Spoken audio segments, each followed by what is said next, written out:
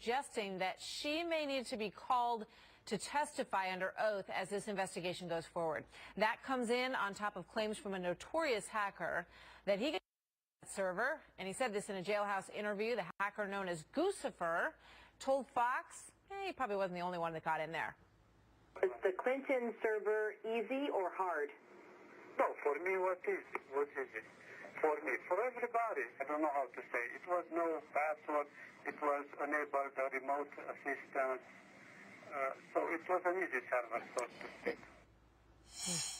Pete Snyder, former candidate for lieutenant governor in Virginia and a Fox News contributor. Marjorie Clifton, former consultant to the Obama campaign and principal of Clifton Consulting. Good to have you both here. Marjorie, let me start with you. How much of a problem do you think this potentially could be for Hillary Clinton? Well, I mean, I think the issue of the email servers continuing and the conversation continuing into now what looks like a presidential debate between Clinton and Trump is going to be a problem for her. And, you know, again, nothing new has really been discovered. This hacker's claims haven't been verified yet, so it's not really worth speculating. But regardless, having the conversation continuing is a problem because it adds to sort of the distrust. And you're looking at two candidates going into the presidential candidate race who have unprecedented dislike, a 56% disapproval of Hillary Clinton, 65% of Trump. And so this is not helping with her approval ratings. It's definitely not helping with the narrative. This campaign contends that there's no evidence of hacking right now, that they do not have issue with testifying or anything else. But again, she may have to testify according to this judge, and that would be problematic.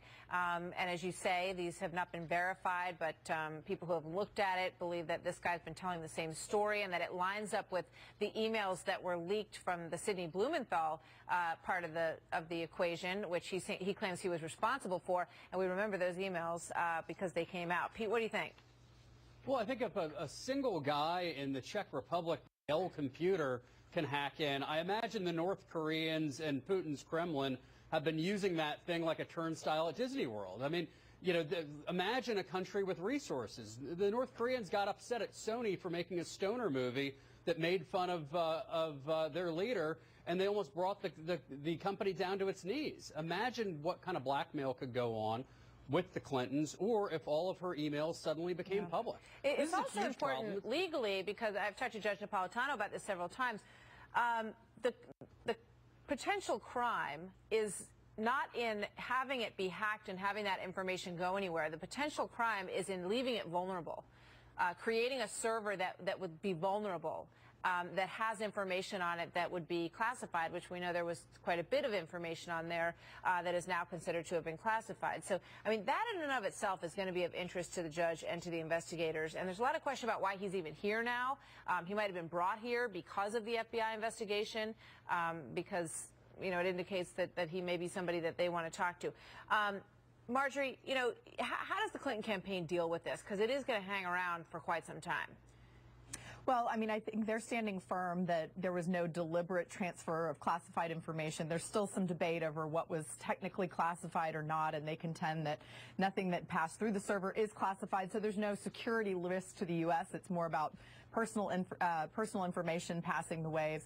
But I think for them, it's about, you know, staying steady with their messaging. And, you know, if they do end up testifying, they sure better be accurate, and they sure better be truthful. And, you know, I think, again, it's for them more about how can we shut the conversation down and make this go away. And you know, instead of that, I guess they need to be exonerated. That's the only way that that's going to happen. And we don't know when that decision is going to come forward. I got to go, but I'm going to end started with you, Marjorie. Just a quick thought on what looks like the head-to-head matchup now in this race, Pete. I think this thing's a toss-up, and Hillary Clinton has been tied up by Bernie Sanders for months and will continue to be for the next 2 months. I can't imagine how she's going to be able to deal with Donald Trump. As Marjorie said, her negatives are in the high 50s.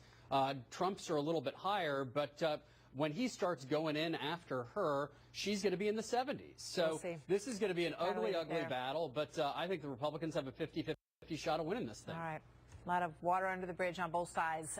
Thank you very much, guys. Good to see you both.